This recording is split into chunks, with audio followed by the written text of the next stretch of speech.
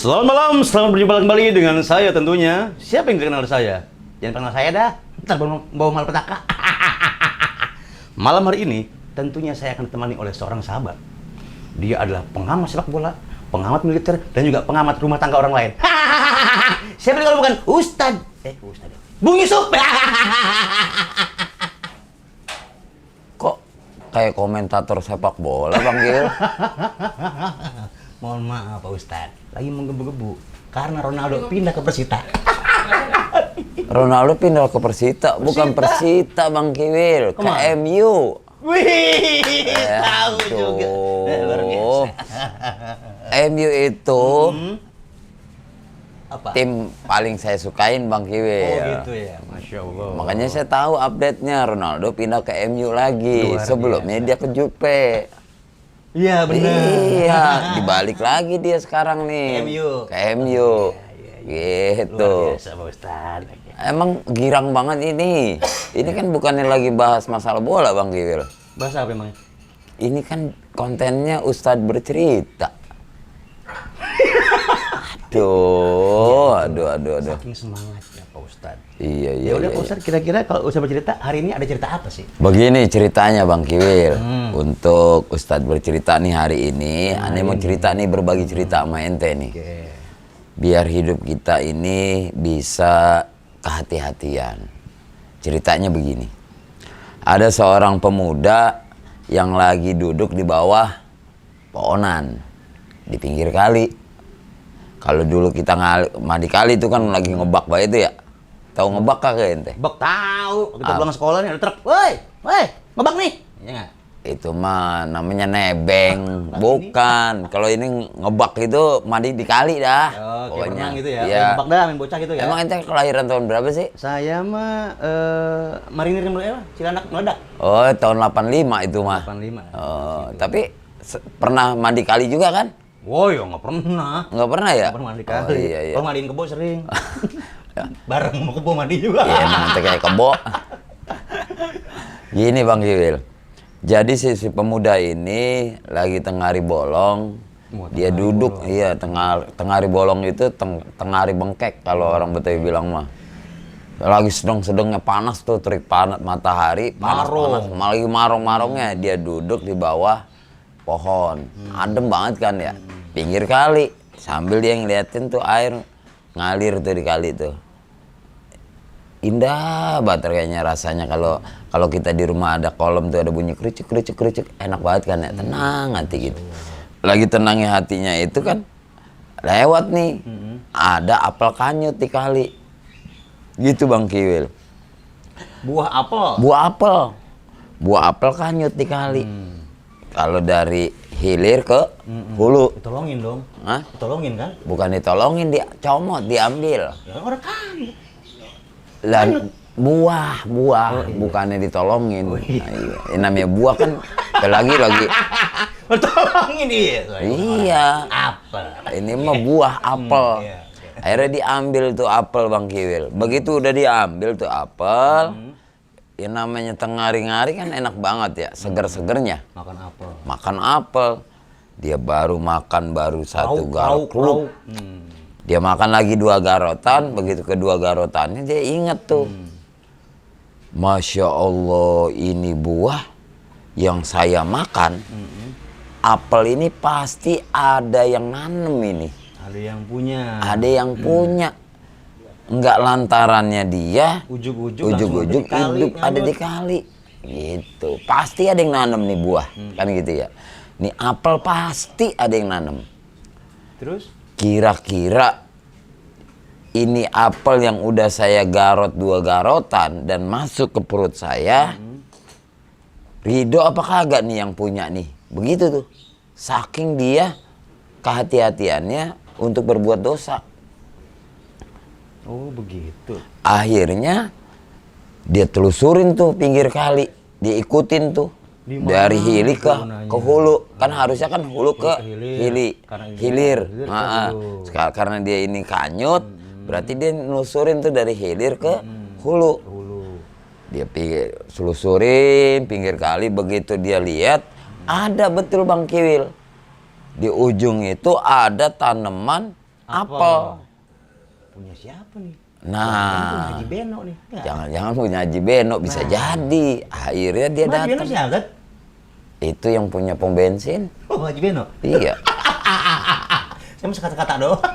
Dan saya juga sekata-katanya. Goroh juga berarti. Bukan goro ya, saya mah sekata-katanya baik. Ya kali. Bener kan bukan pom bensin, bukan? Ya kagak tahu saya juga siapa yang punya. Akhirnya nih. Saya mau goroh. Dia juga kagak tahu juga, so tahu juga. Lah kan saya nebak-nebak baik, kali baik. Bener iya kan gitu. Nah, saya kembali nih ceritanya. Begitu udah ada ketemu nih pohonan apelnya, ternyata ada yang lagi garap tuh kebunnya. Ada tukang paculnya dah. Oh, dia miar kebo juga. Kan tadi bukan. Tadi nggarap kebonya. Bu, itu dia yang nggarap itu yang ngerawat kebunnya. Kebun. Kebun. Oh, kebun gitu. Lah kan saya mau orang Cililitan. Depok. Ya, terus. Begitu ini dia tanya, namanya Paniman. Pak Paniman. Kita panggil beda Paniman. Orang Medan tuh Paniman. Iya. Assalamualaikum, kata si pemuda nih. Pemuda sih namanya si Yusuf. Kalau Yusuf kan ganteng.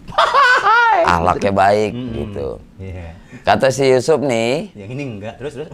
Ngomong nih sama si Paniman ini. Paniman, mohon maaf. Emang udah kenal dia? Iya, ada apa, Dek Yusuf? Asik. Manggil dia Yusuf. Padahal mukanya Tuan Yusuf kan? Tahu dah. Paniman mah udah tua, Wil. Iya, Yusuf masih muda. Iya, masih muda. Ya. Nabi paling ganteng aja Yusuf. Iya. Terus? Begitu ditanya, dia tawa lagi Wil nih orang. Biarin. Begitu dia tanya nih, Paniman, saya mau bertanya nih. Ini pohon apel punya siapa? Ini punya bos aneh. Siapa Paniman namanya? Yang punya Haji Imron, katanya tuh. Oh, punya Pak Haji Imron. Emang apa deh Yusuf? Begini Paniman, tadi Ani ini lagi duduk di pinggir kali di bawah pohon rukem. Nih apel lewat. Kanyut. Pun rukem itu. Iya, pun rukem. Yang mana kenal kagak. Pun rukem itu pun anuan gernuk. Saya nggak. Rukem apa sih ya rukem? Nggak tahu, hanya orang-orang yang tua. Iya. Gituan. Iya, yang aku muda makanya terus. Akhirnya udah begitu ini, terus ini apel kayaknya seger banget. Saya nggak sadar bahwasanya ini apel udah ada yang nanem. Terus maksudnya dia Yusuf gimana? Saya mau nemuin Pak Haji Imron. Karena nih apel udah saya garot 2 kali. Mau nanyain Pak Haji Imron. Mau nanyain Pak Haji Imron. Masalahnya bagaimana deh Yusuf? Tambah bingung tuh si Paniman ini. Iya. Saya kan lagi menjaga kehati-hatian apa yang saya makan ini benar-benar halal. Oh gitu. Jadi saya mau nemuin Pak Haji Imron. Biar tahu nih buah apel ini saya makan dia ridho, ikhlas kagak? Karena emang punya dia. Walaupun ini nganyut di kali, kan gitu. Iya, karena ini apel pasti ada yang nanem. Hati-hati banget ya. Hati-hati dia Bang Kiwil. Padahal tuh apel udah nganyut, ibaratnya udah dibuang sama orang. Ya, kalau persangkanya. Kalau persangka kita mah kayak makanya akhirnya dia bilang tuh. Ya coba beda ngomong sama bos aneh Haji Imron di dalam. Nah, dia datang ke rumahnya tuh. Assalamualaikum. Salam. Ada apa? Dek Yusuf. Haji Imron kenal juga ternyata si Yusuf itu emang anak yang baik. Akhlaknya baik, budi pekertinya baik, orangnya juga baik. Gitu. Akhirnya kata Pak Haji Imron, silakan Dek Yusuf duduk. Apa yang bisa saya bantu? De Yusuf, begini Pak Haji. Tadi saya lagi duduk di pinggir kali, ini ada apel Pak Haji lewat. Lewat maksudnya kanyut Pak Haji, mungkin jatuh ke kali, nganyut. Kebetulan lewat di hadapan saya lagi duduk di pinggir kali. Terus saya pengen minta ridhonya Pak Haji Imron. Kira-kira nih buah apelnya Pak Haji Imron yang udah saya makan nih, 2 garotan, biar ini menjadi darah daging buat saya dan dihalalkan apa yang saya udah makan ini. Kira-kira Pak Haji Imron ridho apa kagak buah apel yang saya makan? Terus dengan harapan nih dalam hatinya si Yusuf nih, ya pasti nih. Alhamdulillah, mudah-mudahan Pak Haji Imron Karena nerimanya baik. Baik. Apa kata Pak Haji Imron? De Yusuf, itu puunan saya tanam pakai modal. Saya rawat dari hati ke hati. Dengan penuh hati saya besarkan itu pohon. Saya beri pupuk. Kemudian saya berikan air yang cukup sehingga dia berbuah. Saya tidak ridho dan tidak ikhlas buah itu dimakan oleh De Yusuf. Yang tadinya De Yusuf begitu semangat berharap Pak Haji Imron memberikan ridhonya, ternyata kagak Bang Ya Kiwil. kagak bakalan Pak Ustadz, Pak Imron tuh gak bakal mungkin ngasih ridhonya. Jangan Pak Imron, Haji Oma gak bakal mungkin ngasih ridhonya. Haji Oma nih ngasih ridho gak bakal mungkin ngasih ridhonya. Ya, anaknya si Ridho itu. Iya, emang anaknya Ridho namanya. Terus begitu Bang Gil. Akhirnya kata De Yusuf begini, Pak Haji Imron, kalau emang Pak Haji Imron nggak ridho buahnya saya makan, saya mohon banget sama Pak Haji Imron bisa diridhoin, diikhlasin apa yang udah menjadi darah daging di dalam tubuh saya. Iya, udah dimakan nih. Sisanya mah ada ini. Sisanya mah ada, cuma kan orang potek. Ya kali orang potek lagi gitu kan ya. Akhirnya kata Pak Haji Imron begini dah De Yusuf. Kalau emang De Yusuf memaksa untuk meminta ridho saya agar itu apel yang sudah De Yusuf makan 2 garot jadi darah dagingnya atau dihalalkan oleh saya minta 2 persyaratan sama De Yusuf. Challenge. Pak Haji Imron iya. Challenge apa sih Bang Yul? Challenge itu yang kita masukin duit ke dalam challenge. Celengan itu mah. Jadi bicara tantangan. Tantangan, dikasih 2 tantangan. Kata si Yusuf, baik Pak Haji Imron. Kalau memang Pak Haji Imron memberikan syarat buat saya agar itu apel yang saya sudah makan menjadi halal, maka saya akan siap menjalankan 2 syarat yang Pak Haji Imron ajukan. Apa itu syaratnya Pak Haji Imron? Kata Pak Haji Imron, syarat yang pertama yaitu De Yusuf kudu macul di garapan belakang rumah saya. Dia macul tuh. Diikutin tuh. Suruh macul ya dia macul. Terus? Udah berapa minggu kagak digaji tapi. Gak digaji. Nggak dikasih makan, pokoknya lu garap aja tuh. Iya. Yang penting kalau gue mau redo, lu harus begitu. Iya, syarat yang pertama. Udah beberapa hari dia garap tuh sama si Yusuf. Emang Yusuf mah orangnya baik banget. Yusuf. Udah selesai dia garap, dia ngelapor lagi, Pak Haji Imron, lahan yang di belakang rumah Pak Haji Imron udah saya garap dan saya sudah selesaikan paculannya. Terus saya mau minta tantangan yang kedua. Syarat yang kedua. Oke. Baik. Pak Haji Imron memberikan syarat lagi yang kedua. Syarat yang kedua, Yusuf, kata Pak Haji Imron, kamu harus menikahi anak gadis saya. Wah, pasti mau tuh Yusuf tuh. Si Yusuf dia bilang begitu, diem. Ah, pasti mau. Namanya Yusuf udah yang kawin, Tad. Namanya Yusuf udah yang kawin. Yusuf mana dulu? Kalau Yusuf ini mah enggak. Udah gitu, si Yusuf cuma tersenyum doang. Karena pertanyaan daripada Pak Haji Imron ini belum kelar. Masih ada tanda kutip. Oh. Masih koma. Masih ada lanjutannya lagi. Kalau kamu siap menikahi anak saya, maka saya akan meridoi apa yang telah kamu makan. Kata si Yusuf tuh, kata Pak Haji Imron ke Yusuf.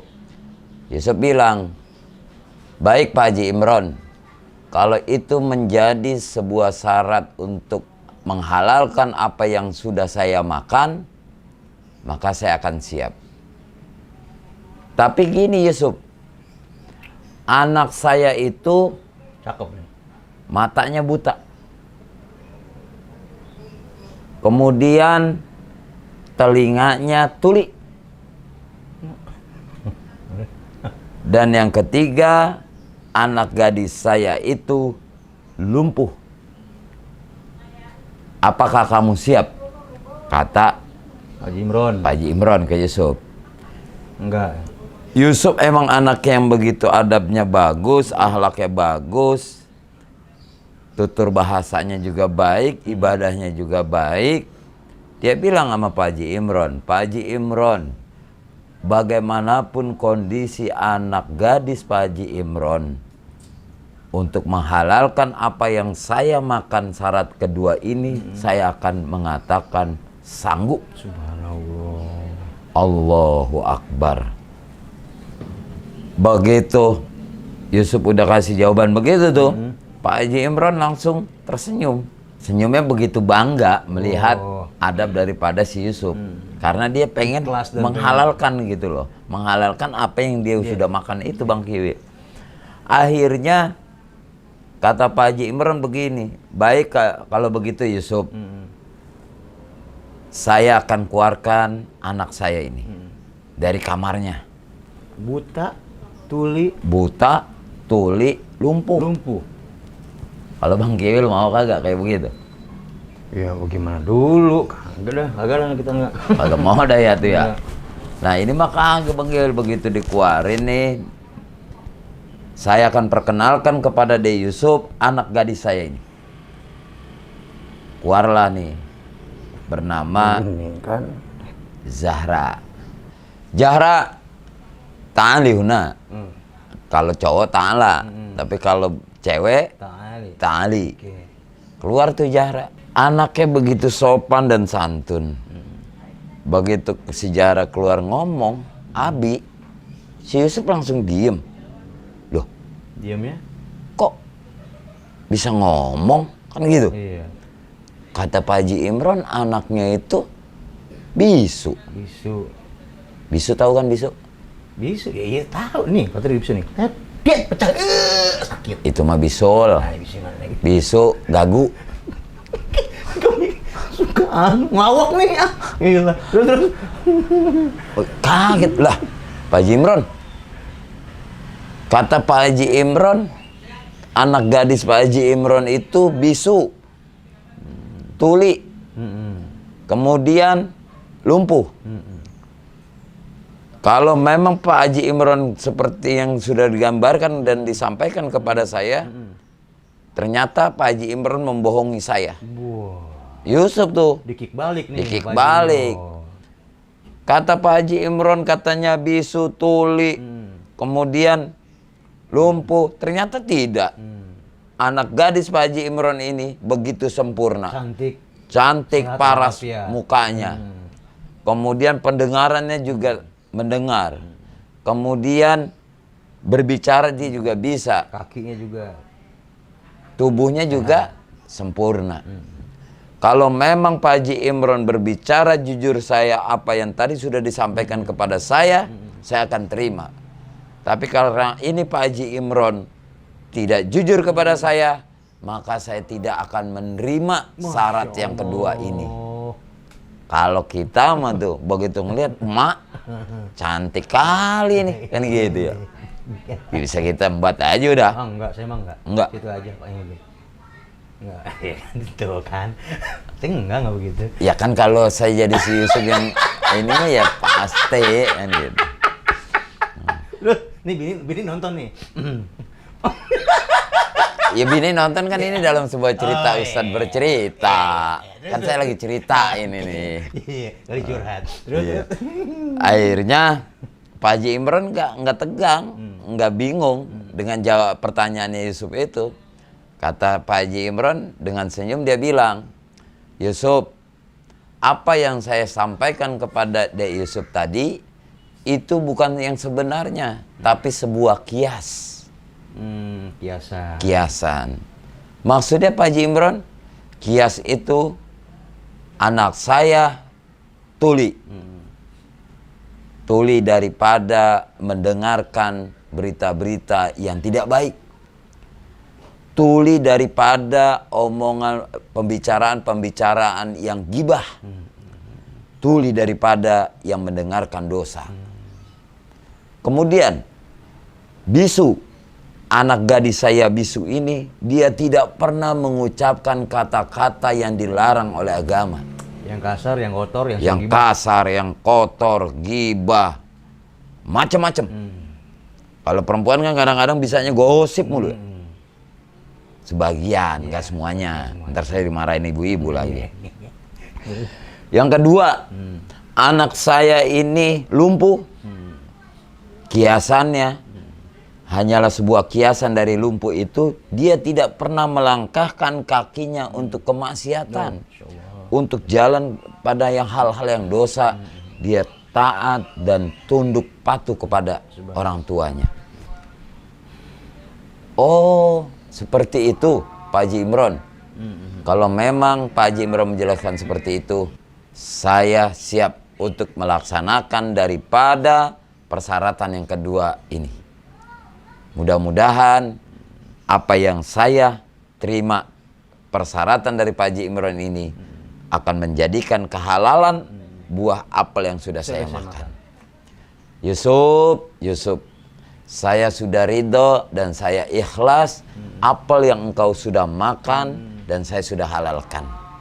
Karena engkau begitu sempurna sebagai sosok pemuda yang memiliki keilmuan agama yang cukup tinggi. Sebab apa? Jadi punya Sebab perkebunan, apel. punya warung yang cakep. Cakep semuanya tuh Bang Kiwil. Ketika kita menanamkan kebaikan, maka akan baik kepada kebaikan itu sendiri.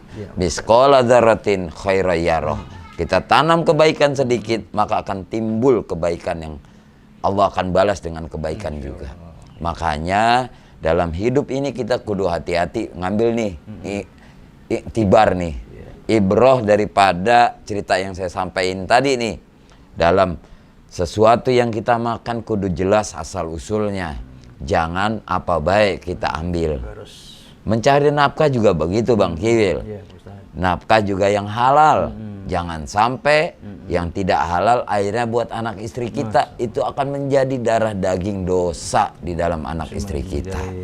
Mudah-mudahan dari cerita ini nih kita bisa memperbaiki diri kita.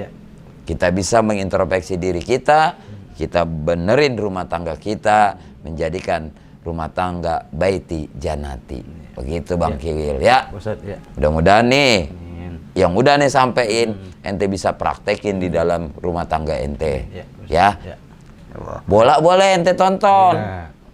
Tapi ibadah juga jangan sampai ente tinggalin. Ya.